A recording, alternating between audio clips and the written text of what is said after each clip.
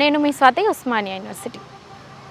రీసెంట్గా మనకు తెలిసినటువంటి విషయమే స్టేషన్ గన్పూర్ మాజీ ఎమ్మెల్యే తాటికొండ రాజయ్య గారు బీఆర్ఎస్కి టాటా బాయ్ బాయ్ చెప్పి కాంగ్రెస్ పార్టీలో చేరబోతున్నారనేటువంటి అంశం తెరపైకి వచ్చింది.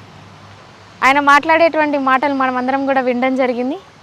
ఏదైతే 13 సంవత్సరాలు బీఆర్ఎస్ పార్టీలో కొనసాగానో దాదాపు 12 సంవత్సరాలు ఏదో అరణ్యవాసం, 1 సంవత్సరం అజ్ఞాతవాసం చేసినట్టుంది నా పరిస్థితి. ఉప ముఖ్యమంత్రిగా నన్ను తీసేసి మళ్ళీ నా నియోజకవర్గం నుంచే ఇంకొక పర్సన్ని తీసుకుపోయి ఉప ముఖ్యమంత్రిని చేసి ఎమ్మెల్యే టికెట్ నాకు ఇవ్వకుండా మళ్ళీ అక్కడే నా నియోజకవర్గం నుంచే ఇంకొక పర్సన్ని తీసుకుపోయి అక్కడ ఆయనకు ఎమ్మెల్యే ఇవ్వడం నన్ను చాలా చిన్న చూపు చూస్తూ ఉంది బీఆర్ఎస్ పార్టీ. ఏ మేరకు కూడా నాకు అక్కడ గౌరవం దక్కట్లేదు అనేటువంటి విషయంలో నేను బయటకు వస్తానా అని కూడా చెప్పడం జరిగింది తాటికొండ రాజయ్య గారు. నిజానికి స్టేషన్ గన్పూర్ ఎమ్మెల్యేగా ఆయన చేసినటువంటి వివిధ రకాలైనటువంటి పనులు కూడా అంతకుముందు మనం చూసాం. ఆరోపణలతో కేసీఆర్ గారు ఆయనని ఉప ముఖ్యమంత్రి పదవి నుండి తప్పించడం జరిగింది.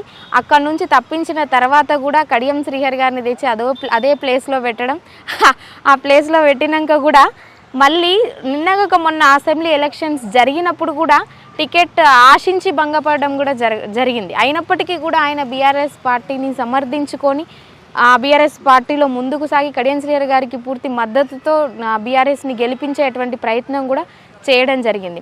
కానీ ఈరోజు ఏం చెప్తున్నారంటే అది ఏదైతే అరణ్యవాసం, అజ్ఞాతవాసం అనేటువంటి పదాలు ఉన్నాయో ఇది రాజయ్య గారు బయటకు వచ్చినప్పుడు కూడా ఏ పార్టీ కూడా ఆయనకు టికెట్ ఇవ్వదు అనేటువంటి అంశం కూడా పెద్దగా కనిపించదు. ఎందుకంటే దాదాపు ఆయన రాజకీయ జీవితం అనేది స్టార్ట్ అయింది కూడా కాంగ్రెస్ పార్టీలోనే. దాని తర్వాత ఆయన బీఆర్ఎస్ పార్టీలోకి రావడం జరిగింది. ఇప్పుడు కూడా సొంత గూటుకే చేరుతున్నారనేటువంటి విధానం కూడా చెప్పడం. ఏదో కాంగ్రెస్ పార్టీలో ఉన్నటువంటి పెద్దలతో కావచ్చు, అధిష్టానంలో కావచ్చు ఉన్నటువంటి పరిచయాల మేరకు నేను కాంగ్రెస్ పార్టీలో చేరడం జరుగుతుంది. బీఆర్ఎస్ పార్టీలో నన్ను పెద్ద ఎత్తున అవమానించడం జరిగింది. అక్కడ సొంత నియోజకవర్గంలోనే సర్పంచ్ గారి లైంగిక వేధింపుల కేసులో కూడా ఆయన ఆరోపణలు ఎదుర్కోవడం జరిగింది.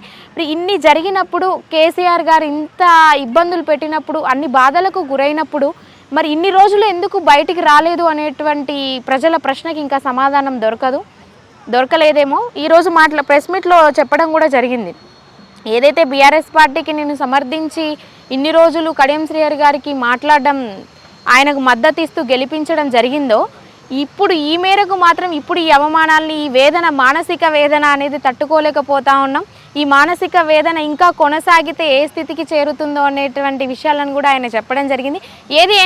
ఏమైనప్పటికీ కూడా కేసీఆర్ గారు రాజయ్య బయటికి రావడంతో, కాంగ్రెస్ పార్టీలో చేరడంతో మరింత బెంబేలెత్తిపోవడం జరిగింది. ఆయన నిన్నగాక మొన్న ప్రెస్ మీట్లో కూడా చెప్పడం జరిగింది. ఏదైతే బీఆర్ఎస్ పార్టీ ఎమ్మెల్యేలు కావచ్చు, కార్యకర్తలు కావచ్చు, ఎవరైనా సీఎంని కలిసేది ఉంటే ఇంతకుముందు 4 కలవడం జరిగింది. వాళ్ళతో పాటు ఇంకెవరైనా కలిసినప్పటికీ కూడా మీరు పెద్ద ఎత్తున మీడియాకు సమాచారం ఇవ్వండి, ఇంకా కొంతమందిని తీసుకుపోండి, నాకు చెప్పకుండా ఏది జరగొద్దు అనేటువంటి గట్టిగా స్ట్రాంగెస్ట్ ప్రతిపక్షంగా నిలబడ్డామని చెప్పుకున్నటువంటి కేసీఆర్, కేటీఆర్, హరీష్ రావు ఇప్పుడు భయపడడం కాంగ్రెస్ పార్టీకి నిజంగా కూడా ముందుకు అడుగులు వేసేటువంటి దిశ అనేది కనిపిస్తూ ఉంది. ప్రజలలో మార్పు వచ్చింది అనడానికి కూడా, ప్రభుత్వంలో మార్పు వచ్చింది అనడానికి కూడా ఇది సంకేతం అని చెప్పవచ్చు. రాజయ్య గారు స్టేషన్ గన్పూర్ నుంచి రావడమే కాకుండా ఇంకా క్యూ లైన్ ఉంది అని కూడా నిపుణుల అధ్యయనంలో మనకు తెలుస్తూ ఉంది.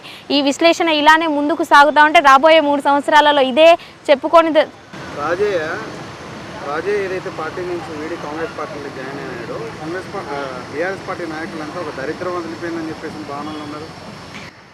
వాళ్ళకు అనుకూలంగా లేకపోతే దరిద్రం అంటారు. వాళ్ళకు అనుకూలంగా ఇన్ని రోజులు అందులో ఆ దరిద్రం అనే పదం ఆయన టికెట్ ఇవ్వలేదని భంగపడ్డప్పుడు మీడియా ముందుకు వచ్చినప్పుడు అప్పుడు చెప్పాలి కదా నీతో దరిద్రం ఉంది అని. బయటకు వచ్చినాక ఎట్లా చెప్తారు?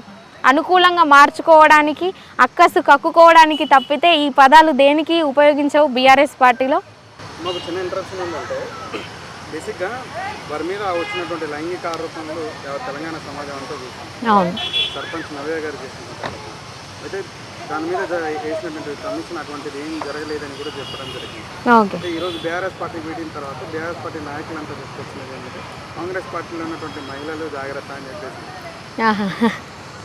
వారిని ఒకవేళ ఆ రోజు బీఆర్ఎస్ పార్టీలో ఉన్నప్పుడు వీరు నిజంగానే లైంగిక అటువంటి చర్యలకు పాల్పడి ఉంటే అసభ్యకరంగా ప్రవర్తించారు, ఆ రోజు పార్టీ ఎందుకు సస్పెండ్ చేయలేదు, చర్యలకు ఎందుకు ఉపేక్షించలేని చెప్పేసి బయటికి తర్వాత మాత్రమే కాంగ్రెస్ పార్టీలో ఉన్నటువంటి మహిళలు జాగ్రత్త అని చెప్పేసినటువంటి వాదనకి నీరు చెప్పారు. కాంగ్రెస్ పార్టీలో ఉన్నటువంటి మహిళలు జాగ్రత్త కాదండి, మంత్రి మల్లారెడ్డి గారు ఉన్నారు, ఆడ పోతే కేటీఆర్ గారు ఉన్నారు, బయట జరిగేటువంటి విషయాలు అందరికీ తెలుసు. రేవంత్ రెడ్డి గారు బహిరంగంగా పేర్లు కూడా చెప్తా ఉన్నారు, రకుల్ రావు అని కూడా మాట్లాడడం జరిగింది.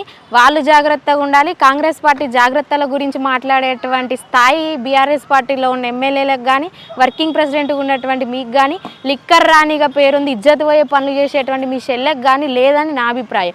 ఇదే స్టడీ చేసినప్పుడు అక్కడ మరి కమిషన్ వేసినప్పుడు నిజంగా నవ్య గారు చేసినటువంటి ఆరోపణలు నిజమైతే ఆ రోజే మీరు ఇంత డిసిప్లైన్గా ఉన్నటువంటి పార్టీ, ఇంత డిసిప్లైనరీ మెయింటైన్ చేసేటువంటి పార్టీ ఆ రోజు కళ్ళు మూసుకున్నారా, చేతులకు గాజులు వేసుకొని కూర్చున్నారా? ఈరోజు అవకాశాలు మలుచుకొని అనుకూలంగా మలుచుకునే మాటలు కాదు కదా.